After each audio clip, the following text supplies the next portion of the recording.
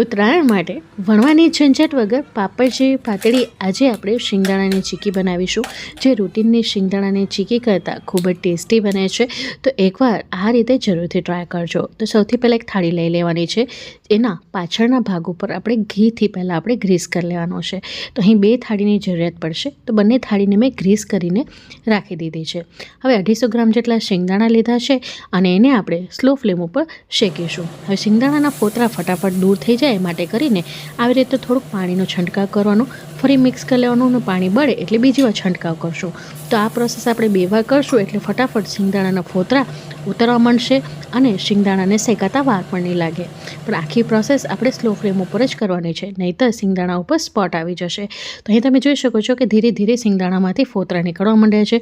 તો આ રીતે ફોતરા નીકળે એટલે શિંગદાણા આપણા શેકાઈ ગયા છે, જેને આપણે આવી રીતે ખરબચડા નેપકિન ઉપર કાઢી લેશું.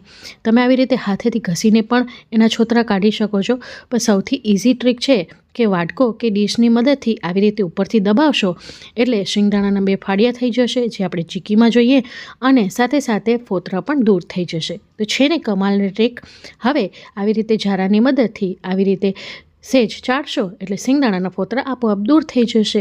તો આવી રીતે આપણે બધા શિંગદાણાને તૈયાર કરી લીધા છે. આ શિંગદાણા ઠંડા થઈ ગયા છે એટલે આપણે એને પીસી લીધા હતા. તો ઠંડા થઈ ગયા પછી જ આપણે એનો પાવડર કરવાનો છે. હવે પેનની અંદર 2 ચમચી જેટલું ઘી લીધું છે ને એની અંદર 250 ગ્રામ જેટલો આપણે થોડોક પોચો ગોળ નાખીશું, છીણીને નાખવાનો છે. સાથે 2 થી 3 ટેબલસ્પૂન જેટલું પાણી નાખીશું ને ગોળ પીગળે ત્યાં સુધી રાહ જોઈશું. હવે ગોળ પીગળીને આવી રીતે બ્રાઉન કલર આવે એટલે પાણીમાં થોડોક ગોળને નાખીને એનો પાયો ચેક કરી લેવાનો. જો આવી રીતે પીપરની જેમ ગોળ ભાંગે એટલે સમજવાનું પ્રોપર તૈયાર થયો છે. જો જરાક પણ ખેંચાય કે રેશા દેખાય તો એ ગોળનો પાયો થયો નથી ને એ ચીકી ખાતી વખતે દાંતમાં ચોટશે. તો આવી રીતે એક સાથે જ તૂટી જવું જોઈએ ને ગોળનો પાયો આપણે ધીમા ગેસે જ કરવાનો છે.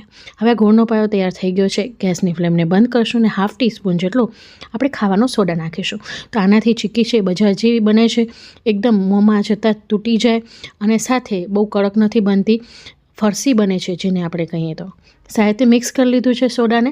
હવે આની અંદર શિંગદાણાનો તૈયાર કરેલો ભૂકો નાખી દઈશું અને સારી રીતે આપણે મિક્સ કરી લેવાનું છે. સાથે મિક્સ કરી લીધા બાદ આપણે જે પહેલાં પ્લેટને ગ્રીસ કરીને રાખી હતી એના ઉપર આ મિશ્રણને પાથરી દઈશું. તો અહીં તમને જેટલી પાતળી બનાવી હોય એ પ્રમાણે તમે ઢાળી શકો છો. હવે અત્યારે 2 થાળીથી ઉપર આપણું આ મિશ્રણ તૈયાર થશે, કારણ કે આપણે પાતળી ચીકી બનાવવાના છે. જો જાડી બનાવો તો એ પ્રમાણે રાખવાનું. હવે જેટલું મિશ્રણ એકવારમાં આવે એટલું નાખીને આવી રીતે ફેલાવવાનું. ત્યારબાદ વાટકા કે નાની પ્લેટની મદદથી એની પાછળ ઘી લગાડવાનું અને એને આવી રીતે ફેલાવશો એટલે આરામથી ફેલાઈ જશે. તો અહીંયા વણવાની પણ ઝંઝટ નથી, આવી રીતે આરામથી ફેલાઈ જશે અને આને તમે આરામથી ડીમોલ્ડ પણ કરી શકો છો. તો આવી રીતે ફેલાવતા જવાનું અને ઘસતા જવાનું એટલે પાતળી પાતળી ચીકી આપણી તૈયાર થશે. તો અહીં તમે જોઈ શકો છો કે આખી ચીકી સેટ થઈ ગઈ છે. હવે આવી રીતે ઉપરથી હાથેથી દબાવશો તો જ્યાં જાડું લાગે ત્યાં પાતળું ઉપર થઈ જાય છે, અને જ્યારે વાટકી ચોંટવા માંડે તો ફરી પાછું વાટકીની પાછળ થોડું ઘી લગાડીને આવી રીતે સ્પ્રેડ કરવાનું. તો અહીં 3-2.5 થાળી આપણી તૈયાર થઈ છે. હવે આને આપણે ઠંડુ થઈ જવા માટે મૂકી દઈશું. ઠંડુ થઈ ગયા બાદ આપણે આવી રીતે તવીથાની મદદથી નીચેથી આવી રીતે કાઢશું તો આરામથી નીકળી પણ જશે. જો ન નીકળે તો ગેસ ઉપર સહેજ ગરમ કરીને તમે એને ડીમોલ્ડ કરી શકો છો. તો અહીં તમે જોઈ શકો છો એકદમ પાતળી પાપડ જેવી તૈયાર થઈ છે ને એકદમ ખસ્તા તૈયાર થઈ છે, એટલે કોઈ પણ એને ખાઈ શકે છે ને આ ચીકી તમારા દાંતમાં નહીં ચોટે. તો આવી રીતે તવીથો ભરાવશે એટલે ફટાફટ એ નીકળતી જશે.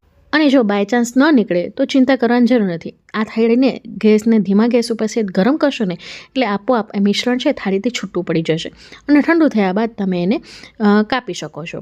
હવે જો તમને આમાં કોઈ પણ પર્ટિક્યુલર શેપ આપવો હોય તો જ્યારે આ મિશ્રણ ગરમ હોય ને ત્યારે જ ચાકુથી શેપ આપી દેશો તો તમારી ચોરસ માર્કેટ સ્ટાઇલ તમારી ચીકી તૈયાર થશે. તો જોઈ શકો છો કેટલી ખસ્તા તૈયાર થઈ છે અને આ ચીકી એટલી સ્વાદમાં સરસ બને છે. તો એકવાર જરૂરથી ટ્રાય કરજો. અત્યાર સુધી તમે આ ચીકી ટ્રાય નહીં કરી હોય ખાતરી સાથે કહું છું તો જે રૂટીનની આખા શિંગદાણાની ચીકી આવે છે એના કરતાં આનો ફ્લેવર થોડોક અલગ હોય છે. તો એકવાર આ રીતે પણ બનાવી જોજો. જોઈ શકો છો બહુ જ ટેસ્ટી અને યમી તૈયાર થાય છે. તો ફ્રેન્ડ્સ, આજની આ રેસીપી તમને કોઈ પણ કારણોસર ગમે હોય તો પ્લીઝ વિડીયોને લાઇક, શેર, ચેનલને સબસ્ક્રાઈબ કરવાનું ન ભૂલતા. બાજુમાં આપેલી બેલ બટન જરૂરથી દબાવજો જેથી મારા આવનારા વિડીયોઝની નોટિફિકેશન તમને મળતી રહે. હું ફરી મળીશ આવી જ નવી ઇન્ટરેસ્ટિંગ રેસીપી સાથે. ત્યાં સુધી આવજો. Bye, take care. Thanks for watching.